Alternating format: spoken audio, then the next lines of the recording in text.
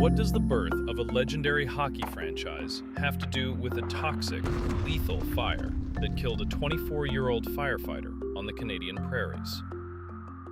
And how do both of those events lead back to a secret, multi-million-dollar tropical tiki empire hidden inside a frozen prairie city? One that the history books completely forgot. This is the Brass Monkey Tropical Hideaway. I'm Aaron, and I go looking for the tiki stories that fell through the cracks. If that's your kind of thing, stick around. And if you want more of these once they're out, hit subscribe. Now, let's get into it. The chain was called the Beachcomber. And before you picture some scrappy little Canadian knockoff riding on Don Beach's coattails, this was not that. This was a coordinated, high-end operation with real locations in Vancouver, Calgary, Edmonton, and Winnipeg. Nobody has ever told this as one story. Not the big tiki history books, not anyone I can find. So let's actually do that.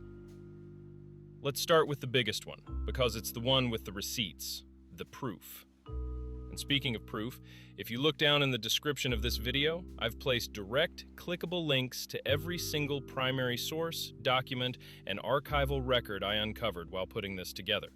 You can go look at the original files yourself.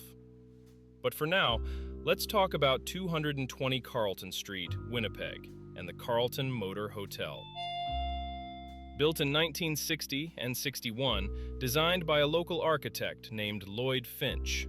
And inside it, the flagship Beachcomber, the restaurant a manager named Jack Porter spent that $250,000 furnishing. From the historical record, an indoor waterfall in the middle of the restaurant, an aquarium with live blowfish swimming in it while you ate, a blue ceiling with twinkling stars built into it, furniture and decor imported directly from Hawaii, Hong Kong, Fiji, Samoa, and Mexico. And here's the detail that actually gets me, more than the waterfall or the fish tank. They brought in chefs from China through Hong Kong and told them, cook the food you'd actually eat at home. Not the Americanized version, not the version everyone else was serving in 1961. The real thing. In the middle of the Canadian prairies, in a hotel restaurant, somebody cared enough about authenticity to do that. This place ran from at least 1962 until 1990, 28 years. Long enough that some of the people who worked there as young staff probably retired before the restaurant did. Now, let's go to Edmonton, because this is where the story gets a name attached to it that you would not expect. The Edmonton Beachcomber opened in 1963 on 100th Avenue and 104th Street. It ran until 1980. And the man behind it was named Zane Feldman. If you don't know that name, here's why it matters. Zane Feldman co-founded the Edmonton Oilers. He was a governor of the entire World Hockey Association back when the Oilers were a WHA team in 1972, years before they ever touched the NHL. He built a business empire alongside a partner named Dr. Charles Allard, a surgeon turned real estate and media mogul. So, picture this. The same man who was in rooms negotiating the future of professional hockey in Edmonton, the guy laying the actual groundwork for what would become one of the most storied franchises in the sport, was, at the same time, running a Polynesian restaurant a few blocks from his hockey deals. Rum drinks and carved tikis by night, franchise paperwork by day. Same guy. Now, I need to slow down, because this next part isn't a fun fact. It's a real tragedy, and it deserves to be told like one. April 19th, 1972. The Calgary Beachcomber, 7th Avenue and 5th Street Southwest. Early in the morning, a fire breaks out. It spreads through the restaurant's heavy interior, thatch, bamboo, all the material that made the place feel like paradise the night before. That same material burns fast and burns dirty. And here's something worth knowing. If you love this hobby as much as I do, this isn't some freak, one-off accident tied to this one building. Thatch and bamboo are genuinely, seriously flammable. It's actually one of the reasons the whole tiki look feels the way it does, all that dry, natural material stacked everywhere.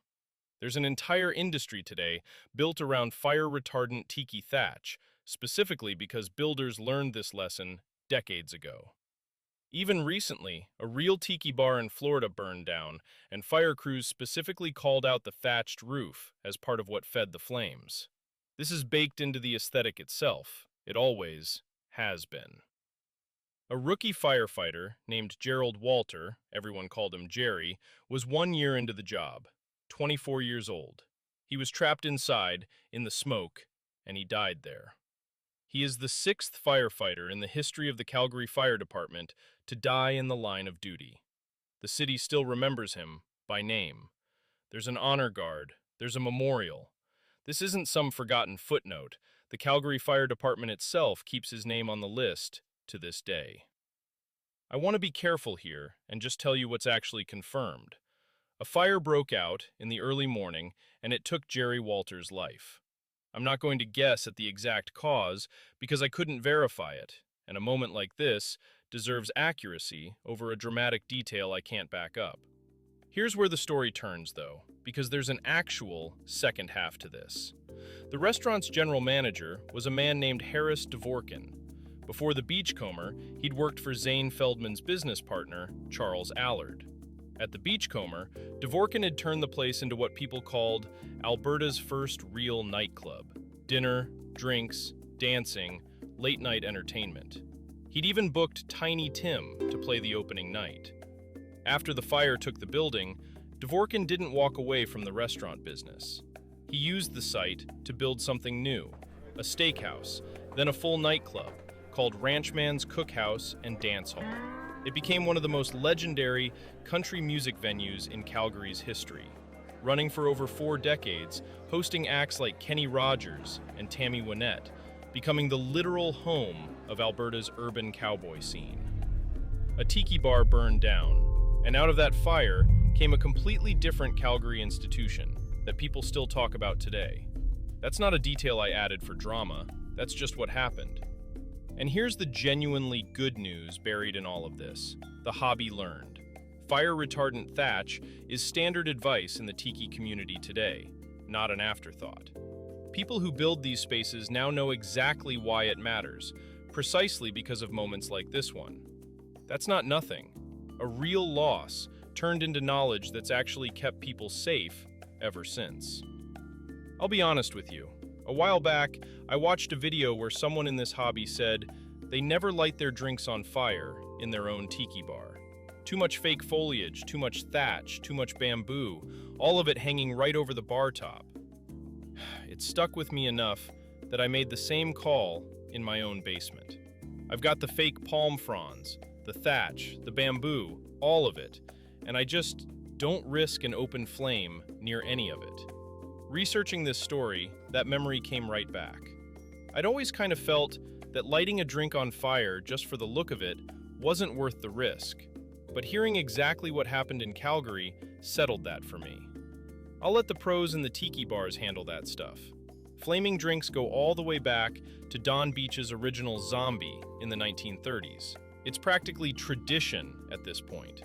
But so is the fire risk sitting right next to it.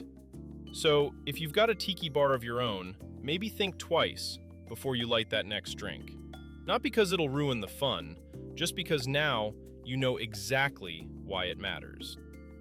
Last part, and I want to be upfront, that this one ends in a mystery, not an answer. The buildings are gone now. Every single Beachcomber location. Demolished, or converted into something else. But collectors still hunt for pieces of it. Heavy, unmarked clay tiki mugs turning up at estate sales and in old boxes, all across Western Canada. While researching this, I came across a man named Dave Settles, a real working master potter whose ceramics are actually in the Glenbow Museum's permanent collection today. And his own studio's biography says something remarkable. That when he arrived in Calgary in the early 1970s, before he ever taught a pottery class, he ran a company called Ceramics Canada. And at the time, it was, in his own words, quote, a Polynesian drinkware manufacturing facility. Now, I want to be completely honest with you about what that does and doesn't prove. It doesn't prove that Dave Settles personally made the mugs sitting in some collector's cabinet from the Edmonton or Winnipeg Beachcomber. I looked. I couldn't find a single mug anywhere with his company's stamp on the bottom, tied directly to this chain. What I can tell you is this: a company existed in the right city at the right time, doing exactly the right kind of work, run by a man whose entire later career was built on ceramics. Maybe that's a coincidence. I don't think it is. But I'd rather hand you an honest maybe than a fake certainty. So here's what actually happened, as best as anyone's been able to piece it together. A massive, coordinated tiki chain running across Western Canadian cities through some of the coldest winters on the continent for the better part of 3 decades. One of them connected, loosely but really, to the birth of a professional hockey franchise. One of them ending in a real tragedy that a city still honors every year, and a redemption story that became a totally different legend. And somewhere out there, quite possibly, a local potter's fingerprints are literally baked into the clay of what's left. I wanted to tell this story because it gets at the very heart of why tiki exists in the first place. We always talk about the massive tiki craze of mid-century America, the palm trees of California, the warm nights in Florida. But we forget that just across the border to the north, people were living through months of deep, freezing winter darkness. When the wind is howling outside at 30 below zero, that is when you actually need a fantasy. You don't build an indoor waterfall or import hand-carved tikis in the middle of a frozen prairie city because it's easy. You do it because you are desperate for an escape. For just a couple of hours, you want to sit under a twinkling blue star ceiling, hear the water crash, and forget the snow waiting for you outside the double doors. That's what Jack Porter and Zane Feldman built, an oasis for the frozen north. If you know anything else about any of this, a mug in your grandmother's cupboard, a family story about the Beachcomber, or anything, I genuinely like to hear it. Because right now, this is the most complete version of this story that exists anywhere. And most complete still means there are real gaps left in it. Let's see what else